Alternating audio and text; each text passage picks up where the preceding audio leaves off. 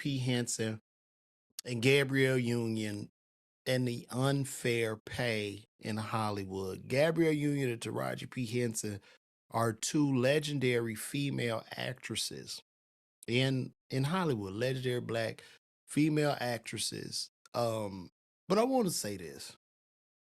A lot of y'all will probably get pissed off at me for saying this. This business that we're in of entertainment, the only thing fair about the entertainment business is that it is unfair to everybody. Let me say that again. The only thing fair about the entertainment business is that it is totally unfair to everybody. I understand that Taraji was complaining about pay. Gabrielle Union was complaining about pay. And being a black female in Hollywood. However, Zoe Saldana is not complaining about pay. The thing about this business is, man, it's all about how many people you can bring out, how many people are gonna show up to your movies, how many people are gonna come to your comedy show. That's your value. The entertainment business boils down to eyeballs. Okay, that's it. It's just can you get attention? Can we run our products and services across the eyeballs that you bring? And the more eyeballs that you can bring that we can serve up, the more money that you will make. As you know, every actor, actress, you have to be in what's called SAG-AFTRA, which is the union. So there's a relative floor at which the negotiations will start, and you can bid up from there. Everything in this business is negotiable. And the most powerful thing, if you're an upcoming entertainer, a comedian, or whatever, the most powerful word ever spoke in Hollywood or entertainment business is no. That is the most powerful word. No creates boundaries. No tells people that you actually believe in yourself, because there are 10,000 motherfuckers that's going to say yes. And saying no is actually a faith walk. So in the case of Taraji P. Henson as well as Gabrielle Union, when they were presented with whatever show that they were presented with, they can absolutely decline it and say no. I do not know their financial situation. I don't know what's going on.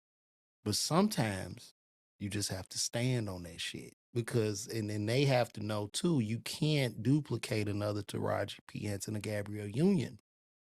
From a business perspective, if I pay you $150,000 for the movie and you accept $150,000 for the movie, you accepted that. You accepted that. You get what I'm saying? I hope I'm not sounding too brash in this, but do you understand where I'm coming from? It's almost like if I pay somebody to do a movie, and I'm talking from an owner's perspective. If I pay you $150,000 to do my film, and I come back and say, man, the film flopped. Can I lower your pay? No, you gonna be like, yo, you gonna give me my money. You see what I'm saying? So it's a thing of, if the film grosses or performs well, if in the negotiation you didn't come in with ownership, or you just say, well, I don't want anything up front, I only want back end, that's a different story. But you can't accept the money, then go complain about the shit. It don't work like that. This is business. This is capitalism. You never get what you want or what you deserve in this business. You don't get what you deserve. You get what you negotiate. You get what you negotiate. It's not about talent. For a comedian too, this shit ain't about talent. It ain't about the fun. The funniest person in stand-up is never the highest paid. Never. Never. Why is Jerry Seinfeld richer than Eddie Murphy? Jerry Seinfeld couldn't hold Eddie Murphy's drawers in his hands. It's because it's unfair. This is entertainment. This is a grind. This is a entrepreneurial endeavor in every sense of the imagination. And it's not fair. You're gonna have po-ass actors, and then you're gonna have actors with vast wealth. That's what creates America. You get what you negotiate. You can't cry after they paid you the money. She said she was gonna walk off the Color Purple movie, and she should have. You should have. In the middle of that shit, fuck it, I'm out. But you can't live in that fear. You just gotta go. And furthermore, too, I feel that we as Black people, we have to quit crying to this altar of this white man. You can start your own. I don't give a fuck about the Oscars. Who cares? You can start your own. Tyler Perry started his own. Why can't you? People talking about this over for Jonathan Majors. Come on, man. At the end of the day, if Jonathan Majors just snapped his fingers and said, you know what, fuck this shit, I'm going to go to Tubi. I'm going to make my own movies. I will distribute my own movies. You call Taraji. Hey, what's up? Give me some of that money. Let's invest. Let's build a studio. That's what this shit is about. Don't you know how to avoid unfair pay? You want to know how to avoid unfair pay? Pay yourself.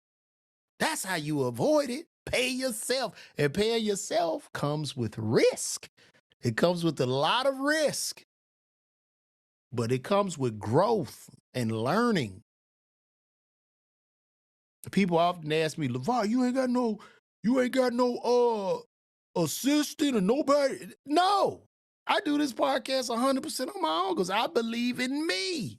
I'm not about to be begging these motherfuckers to book me or give me the fuck them. You know what I'm saying? I've done podcasts with motherfuckers. I could do it myself. I don't look at anybody's ice as colder than mine. We have to stop this begging fucking mentality. I know we were wrong. I know we were done wrong as a people. I know. But how much longer you gonna cry? Because right now, this is the time to get it.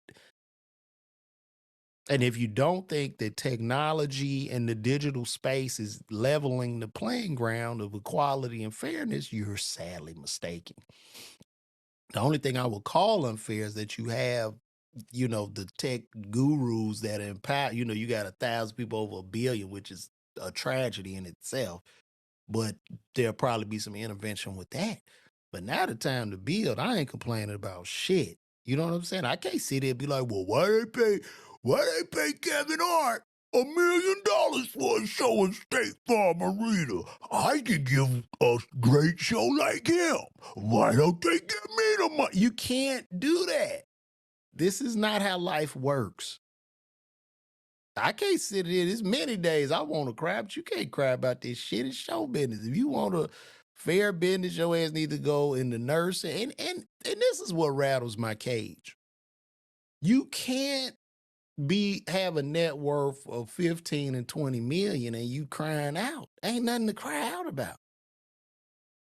You can't sit here and talk about, I ain't making what about the teachers? What about this shit that I do? Let me tell y'all something. This shit that I do as a comedian, as talking shit and performing and that, this doesn't help, right? It might provide some relief to some people. This ain't shit. This ain't no hard work. Is when I was working in that pharmacy. That's a slap in the face for any entertainer or artist to say this shit is hard or difficult is a slap in the face to every real hardworking citizen in America. I don't give a fuck. Nobody, you don't have to do this. Like it's difficult to get to a certain level, but once you get there, you pretty much on cruise control, you making the money. You know what I'm saying? But you don't get all this adulation and applause and red carpet and private jets and going to you don't get that shit without it being unfair, right? You know what I'm saying? This is all a myth. It's a myth. Oh man, shout out to the brother Jonathan Soul. Man, you always come in and show love. My brother, Jonathan Soul, do for self. Thank you, brother. I appreciate that. He came in with the $19.99 chat. Shout out to you. Angel Rose, pharmacy tech. Like, so Angel, let me ask you this. How did you feel when you heard Taraji and Gabriel Union crying from their mansions about being a underpaid actress? These bitches are crying from mansions. That's a slap in the face, man. Ain't nobody got time to feel sorry for that shit. I don't give a fuck. Like, what? Stand on your goddamn feet, CBS, for 13 fucking hours. Hey, you tell me about unfair. The fuck? Man, you get your ass out of here. Get your ass out of here. That's gonna be the term for the day. What'd you say? Y'all pharmacy techs are patient. Lord have mercy. Well, I'm not y'all, okay? I'm a pharmacist. And I mean, no knock to any technician. I love my techs, but don't sit here and try to. A lot of times, motherfuckers try to do that because I look cool in my baseball hat, and my jewelry, and they want me to be just, oh, he just a tech. No, motherfucker. I am the man with the doctorate degree. You kiss my ass.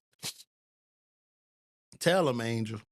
You shouldn't have accepted the roles. These people, kids, women out here work busting their ass. CVS, Walgreens, Family Dollar, gotta find somebody to keep the baby and shit. And these bitches, man, fuck that. Nah, we not with that, man. We're not with it, guys. They didn't know. You just, man, she was doing 16 hours. Angel was doing 16. Did I work with you before, Angel? I must have worked with you. Did you ever work with me at CVS? Did you? That's right, Trap Medic. You better always negotiate the pay. Oh my God. Angel, no, you didn't. Angel sent me $19.99. Oh, that's so sweet, Angel. I appreciate that. And look, anything you guys send, I really appreciate it. I will definitely be reinvesting this money back into the podcast and just helping my career. So I really appreciate that. Oh, you worked in New York and Atlanta? Are you still in the pharmacy business, Angel? I'm glad you chimed in, Angel, because I got some stuff lined up to talk about. But are you still in retail pharmacy? Oh, that's beautiful. If you got any questions about your diabetes, Brian, Miss Claiborne, you could also ask me. Don't feel free to ask. I still know a little something, even though I haven't worked in a couple of years. I still have an active license. So you worked in New York. Angel, are you still in the business? Are you still in pharmacy, Angel? Angel Rose. Shout out to Angel Rose. Are you still in pharmacy? Mr. Magic, Happy New Year to you too, brother. You still in there? You in hospital? You work in hospital? Okay, cool. Well, I'm glad you got out of there. As she said, CVS did drive her nuts. And CVS is just, I mean, you talk about some unfair ass treatment. Shit. They work your ass like a dog. You talk, let me tell y'all something, man. When I was working at CVS, man, if I did a 12-hour shift, let me tell y'all something. By the time I opened that gate up at 8 a.m. to 8 p.m., I'm literally working my ass off, and there's not a minute to spare. It's damn near you got a piss in the bottle in the back of there. And people complaining and shit. I hope CVS is slow because CVS ain't got no help. It's not that they slow. They just don't have help. The stores don't help the people. But CVS and Walgreens are basically the new blockbusters, meaning the model is not effective anymore. So CVS and Walgreens is losing hella money to the front end of that store. So typically, the pharmacy business work like this. You come in, get your medication. There's a profit margin on the medicine that you buy. when you come in, they make extra profit because they put stuff in your way before you get to the pharmacy, like gift cards, or greeting cards, and then washing detergent, and just everything, beauty supply, just everything that's in the front. If you notice, when you walk into any retail pharmacy, the pharmacy is in the back. The reason that shit is so far back because they want you to buy all that overpriced shit before you even come see me. So they want you picking shit up, right? That increases the profit margin. So what has happened with Amazon, people are not buying this shit. You could just hit a button, it come to your house, and it's high as hell. It's an upcharge of this shit 20 to 30% above regular prices. These CVS's and Walgreens have become nothing more than retail arbitrage centers to when they mark that shit off to 90% off. People come in there with Amazon accounts, they go sell the shit back on Amazon. This is a model that is unsustainable, and it's gonna all collapse. Probably in the next 5 years. You see a lot of store closures and shit, and it's a wrap. You know what I'm saying? I mean, basically, you know, if we go into selling weed, like Georgia was gonna let pharmacies sell weed, but the DEA came in and said, no, you can't do that. But even with that, the government is going to overregulate it, and they're going to put in paperwork to allow somebody to steal all the money, which is what they're doing in pharmacies. So, like, a lot of independent pharmacies are closing because they're not being reimbursed properly on the medications that they buy. So it's a fucked up game, and healthcare is imploding and it's being destroyed because they don't teach healthcare professionals, as myself, pharmacists, and the physicians. They don't really teach us the business, the profit. What they do is brainwash healthcare professionals, and you go by this Hippocratic oath, and you do all this shit. We're here for service. Meanwhile, there's a guy in a suit that works in a corporate office somewhere that can't balance a fucking chemical equation that continuously pimps the healthcare workers. Healthcare work in America is the new blue collar job. I'm sorry, nurses, phlebotomists, pharmacists, physicians, dentists. It's what it is. But it still haven't hit dentistry as hard yet, but they're trying to corporatize the dentist to where everybody goes to one dentist. They're trying to buy all of the dental practices and shit up. Yeah, CVS is wild, bro. That shit high as fuck. No, well, I have some friends. Angel asked me if I thought about opening my own pharmacy.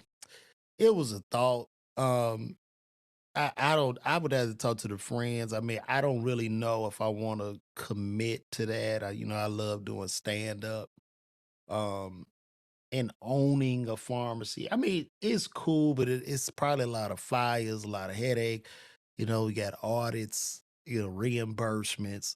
Yeah, it's a lot. It's a lot. I don't know if I would really want to do that. You know what I'm saying? I don't know if I want to do it. I mean, I would consider it. Like, if I really had to go back to pharmacy, I would probably have to say, fuck it, call my homies like, yo, man, I gotta open me a store because I'm not going to work back for the fucking man.